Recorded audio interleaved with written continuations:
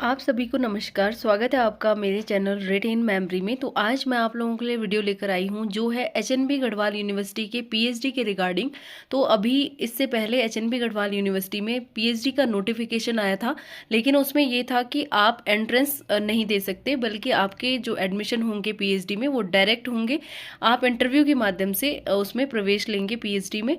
तो वही इंटरव्यू दे सकते हैं, वही एग्जेम्प्टेड होंगे जिनके पास नेट जेआरएफ या उससे संबंधित कोई फेलोशिप टेस्ट किसी ने पास किया हो या यूजीसी नेट की थर्ड कैटेगरी हो, पीएचडी ओनली क्वालिफाई, तो वही पीएचडी में एडमिशन ले सकते हैं। लेकिन एचएनबी गढ़वाल यूनिवर्सिटी ने दोबारा नया नोटिफिकेशन निकाल दिया है जिसमें कहा गया है कि अब एंट्रेंस के बेस पे आपका एडमिशन होगा। जिन लोगों के पास नेट जेआरएफ या पीएचडी ओनली क्वालिफाई कैटेगरी नहीं है तो वो एंट्रेंस के बेस पे एडमिशन ले सकते हैं। तो देख लेते हैं क्या नोटिफिकेशन है और क्या क्या एलिजिबिलिटी है। तो सबसे पहले आप टाइप करेंगे गूगल पे hnbgu.ac.in, ये एचएनबी गढ़वाल यूनिवर्सिटी की साइट है।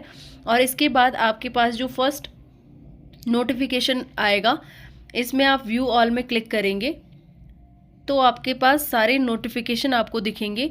नोटिफिकेशन फॉर पीएचडी एडमिशन 2025-26 और यहाँ पे information brochure PhD entrance examination 2025-26, इसको क्लिक करेंगे। आपके पास पीडीएफ डाउनलोड हो जाएगी इस तरीके से। सूचना विवरणिका पीएचडी प्रवेश परीक्षा 2025-26।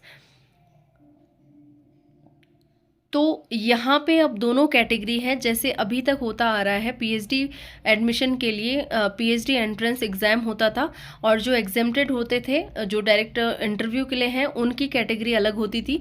उनके लिए एंट्रेंस नहीं होता, बल्कि उनको नेट स्कोर के माध्यम से इंटरव्यू में शॉर्ट लिस्ट किया जाता है। तो सबसे पहले बात करते हैं कि डेट्स क्या होंगी, कब से कब तक आप फिल कर सकते हैं इस पीएचडी फॉर्म को।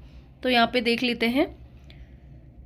ऑनलाइन आवेदन प्रारंभ तिथि है 17 अप्रैल 2026 से आप फॉर्म फिल कर सकते हैं। ऑनलाइन आवेदन भरने की अंतिम तिथि है 1 मई 2026। प्रवेश पत्र डाउनलोड करने की तिथि है 12 मई 2026 और प्रवेश परीक्षा की तिथि है 17 मई 2026। तो आपका जो एंट्रेंस एग्ज़ाम होगा वो है 17 मई 2026। तो आपके पास 1 मंथ है, तैयारी कर सकते हैं आप लोग। और इसमें इम्पॉर्टेंट जो नोट है वो ये है कि जिन्होंने पहले अभी इससे पहले जो फॉर्म्स ओपन हुए थे उसमें अगर आपने फॉर्म फिल कर लिया है तो आपको दोबारा फॉर्म फिल नहीं करना पड़ेगा, इस बात को ध्यान रखें। और इसमें देख लेते हैं आगे कि फ़ी कितनी होगी। तो सामान्य ईडब्ल्यूएस ओबीसी की जो फ़ी होगी, फॉर्म फ़ी, वो है 700 रुपये और अनुसूचित जाति, अनुसूचित जनजाति और दिव्यांग के लिए है 350 रुपीज़। इसके बाद देख लेते हैं कि एलिजिबिलिटी क्या होगी, क्या क्राइटेरिया होगा। तो आपके पास जो क्वालिफ़िकेशन होनी चाहिए वो पीजी होना चाहिए और पीजी में 55% मार्क्स आपके होने चाहिए, तभी आप इस फॉर्म को फिल कर सकते हैं। और जो एससी, एसटी, ओबीसी और दिव्यांग कैटेगरी है, ईडब्ल्यूएस कैटेगरी है, उनके लिए 5% छूट होती है इसमें। आगे देख लेते हैं आप कैसे इस फॉर्म को फिल करेंगे। तो आप hnbguadm.samarth.edu.in पर आप क्लिक करेंगे और वहाँ से आप इस फॉर्म को फिल कर सकते हैं। इसमें देख लेते हैं कि किन को छूट मिलेगी। तो यहाँ पे एक नोट भी दिया गया है, जिन अभ्यर्थियों ने विश्वविद्यालय अधिसूचना संख्या HNBGUEE 2026-02 दिनांक 27/2/2026 के माध्यम से छूट श्रेणी के अंतर्गत पीएचडी कार्यक्रम के लिए आवेदन कर दिया है, उन्हें पुनः आवेदन करने की आवश्यकता नहीं होगी, यहाँ पे क्लियरली मेंशन है। और अब देख लेते हैं कि एग्जेम्प्टेड कैटेगरी में कौन आएंगे, किसको एंट्रेंस नहीं देना पड़ेगा। तो UGC NET, UGC CSIR NET, GATE, JRF, CEED, ICAR, DST INSPIRE और इस प्रकार के राष्ट्रीय स्तर की परीक्षा उत्तीर्ण की हो जिस अभ्यर्थी ने, उसे एंट्रेंस एग्ज़ाम नहीं देना होगा। वो एग्जेम्प्टेड कैटेगरी में आते हैं। आपको डायरेक्ट इंटरव्यू का एडमिट कार्ड आएगा, आप डायरेक्ट इंटरव्यू देंगे। अब देख लेते हैं कि कितने नंबर का एग्ज़ाम होगा, कितने मार्क्स मिलेंगे और आपको क्वालिफाई करने के लिए कितने मार्क्स लाने होंगे। तो प्रवेश परीक्षा का प्रश्न पत्र कुल 100 अंकों का होगा और पेपर 2 पार्ट में डिवाइड होगा। पहले पार्ट में आपके पास आएगा जो रिसर्च मैथडोलॉजी होती है वो 50 नंबर की होगी और दूसरे पार्ट में, पहले पार्ट में आपका जो सब्जेक्ट होगा 50 नंबर का वो आएगा जिस सब्जेक्ट से आपने पीएचडी फॉर्म फिल किया है, और जो खंड 2 है उसमें जो सेकंड पार्ट है उसमें आपकी रिसर्च मैथडोलॉजी आएगी, वो भी 50 अंकों की होगी। तो आपको क्वालिफाई करने के लिए 50% मार्क्स लाना अनिवार्य होगा और प्रश्न पत्र में गलत उत्तरों के लिए 25% ऋणात्मक अंकन होगा। तो अगर आपने कोई गलत उत्तर दिया तो उसमें नेगेटिव मार्किंग भी होगी। पहले ये होता था कि नेगेटिव मार्किंग नहीं होती थी, लेकिन इस बार नेगेटिव मार्किंग भी होगी और आपका जो एग्ज़ाम होगा वो 2 घंटे का होगा।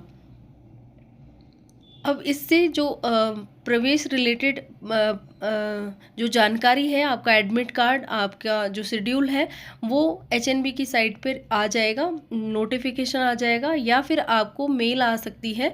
तो अपने जो फॉर्म आप फिल करेंगे उसमें आप वैलिड मेल डालें, वैलिड मोबाइल नंबर डालें, क्योंकि आगे जितनी भी सूचनाएं होंगी वो आपको मेल के माध्यम से आ सकती हैं और जो साइट पे आएंगी उनको मैं अपडेट कर दूंगी।